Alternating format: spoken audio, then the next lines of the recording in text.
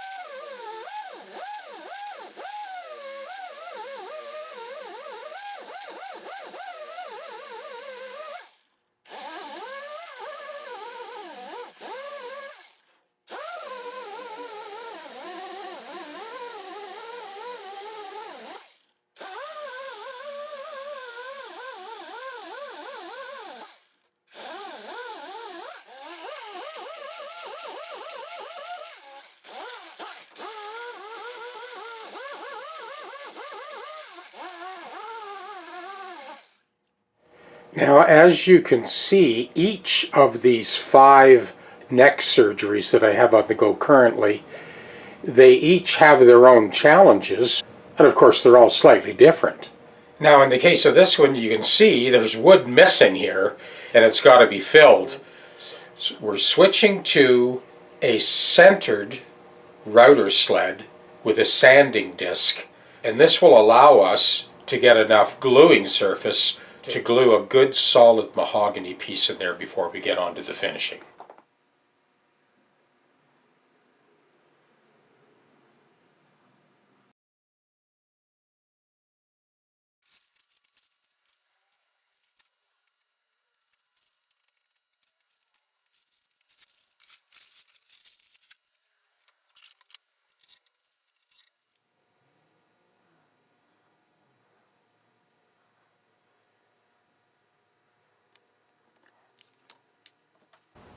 Now, this was the guitar that had the big chunk missing out of the back. This is one of the 5 neck surgeries that we have on the go right now. Just giving this a final rub out. So on this one, as you saw earlier in the video, I did the regular slice and splice and put those 2 splines in to strengthen the headstock. And then I did that very sort of thin back strap as well. The back strap was more sort of cosmetic than anything else. Didn't really offer much in the way of structural integrity, but the splines took care of that. So now we got both. We've kind of hidden a multitude of sins with that exposed truss rod and covered up by that mahogany back strap that we put in. We got a reasonable shading job there and pretty well completely disguised that anything ever happened to this guitar neck. Time to put the machine heads back on.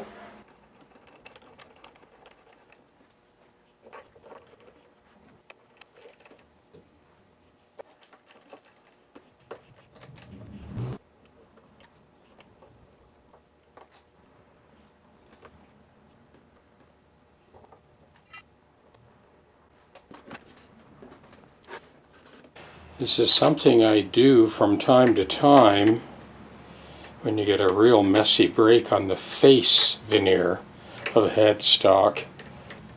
These latest two acoustic guitar neck surgeries both needed that job. So veneer I made up of rosewood to cover the Frankenstein lines, but also to reinforce the headstock a little bit. So this guitar now is stronger than the day it was made. It has been quite the journey, but this is what we ended up with. We have that rosewood overlay to sort of cover the Frankenstein lines on the face of the headstock. Got a new truss rod nut on there. We have a compensated nut.